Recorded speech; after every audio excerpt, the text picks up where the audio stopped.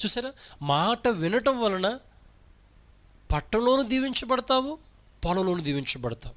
మరి కొంతమంది మాట వినటం లేదు కాబట్టి వారు పొలంలో పని చేసుకున్న అభివృద్ధి చెందట్లేదు, పట్టణంలోకి వచ్చి స్థిరపడదాం అనుకున్నా అక్కడ కూడా స్థిరపడలేకపోతున్నారు. అక్కడ అప్పు బాధలు పీడిస్తున్నాయి, ఇక్కడ అప్పు బాధలు పీడిస్తున్నాయి. అయితే రాత్రికాల సమయంలో ఒక్కసారి ఆయన మాట వింటే పోదు? ఆయన మాటను వింటే ఎంత బాగుంటుంది.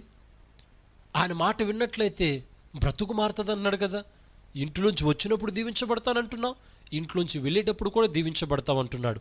అంతేకాకుండా నువ్వు ఒక్కసారి సమ్మతించి, ఈ రాత్రి కలసమని అంటున్నాడు, ఒక్కసారి సమ్మతించు, ఒప్పుకో, బ్రతిమలాడుతున్నాను, ఒప్పుకో ఒకసారి అని మాట. సమ్మతించి నా మాట వినిన ఎడల దేవుడి సర్వ సృష్టి అంతటిని, ఈ సర్వ సృష్టిలో ఉన్నటువంటి ఈ